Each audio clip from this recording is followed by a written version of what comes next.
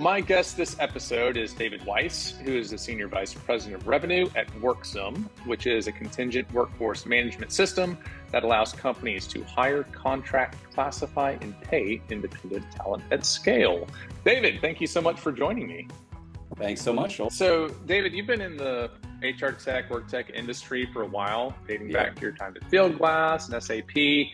I just got back from the Unleash conference last week. I want to know, what is the favorite industry conference for you to attend or that you have attended in the past? I like to call myself the grandfather of the contingent workforce solutions space. And there's been a trade event I've grown up with, which is the Contingent Workforce Summit, CWS. That's the one that I've continually been at year after year after year. I'm looking forward to any industry events that are held outside of Las Vegas. One trip to Vegas is about my fill that I can tolerate. I'm excited to dive into talk around contingent labor with you. I know there was a big push. So a few years ago when we were in that historically tight labor market, this was the start of the pandemic. There's a lot of momentum behind the contingent labor utilization. More companies getting on board, creating a more fluid workforce.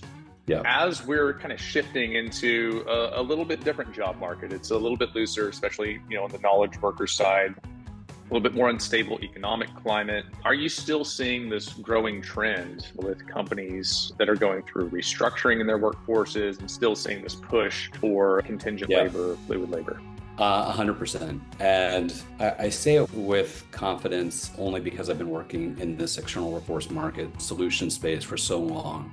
And I would say the drivers of adoption have typically been when there's an economic headwind. So whenever organizations have to pause, or if there's uncertainty in the market, whether it's a pandemic, whether it's a housing crisis, whether it was Y2K, it tended to create a dynamic where the organizations still had to get the work done. It's just they weren't necessarily able to budget for full-time hires. And I think COVID was a big lesson in many, many different ways, but it's created a different work environment relationship that has fostered an element where individuals are looking to be more entrepreneurial, enterprise focused, and organizations are starting to look at the roster of resources that they know, as opposed to the dynamic that I'm used to.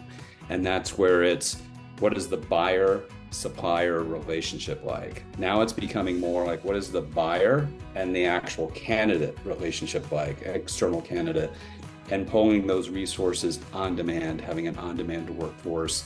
I just feel that dynamic is going to continually increase. All of the major analyst firms have projected this sort of 50-50 split between full-time and external workforce over the course of the next 4 years. Whether it's 45% or 55%, I still think that the balance is going to go in that direction where there's going to be an ever-increasing utilization of external workers. So this past week, I was talking to Summer Delaney. She's the founder at CollabWork, and she was discussing the hidden labor market, which is referring to recruitment marketing efforts, sourcing candidates in work-related or industry-related communities. What are the trends that you're seeing from talent sourcing on the external talent side? Yeah, hidden talent. I like that term because it resonates with, I think, the crux, one of the core foundational issues in this sort of talent equation is visibility. And so what I'm seeing from talent acquisition, from HR practitioners, from procurement practitioners, is a higher level of collaboration between these various roles to ensure that they do have visibility and creative ways in which they're bringing talent in to the organization, different supply mechanisms that they want to engage to either bring additional efficiencies, reduce some costs. But I see talent pooling. That term has been around for a long time, but now I'm starting to see it come into practice. I would say far more so that their footprint of success has been really high in Europe. And I think these talent pool methodologies, if you will, alternative sourcing strategies have been embraced more in Europe. And now we're coming along on the journey here on the States side. The state side, I think, has been kind of on this traditional journey of vendor management solutions, where it's, let me look at the suppliers that I'm doing business with, they're employers of these external workers. I don't have to worry about the compliance components, but there's friction, there's time to hire, time to productivity, and those type of arrangements.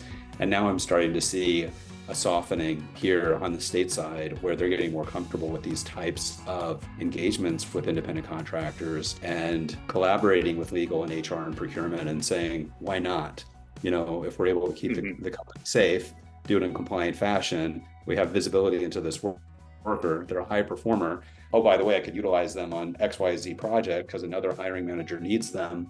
It's an interesting dynamic that's starting to formulate here in US corporations, and excited to see where it goes.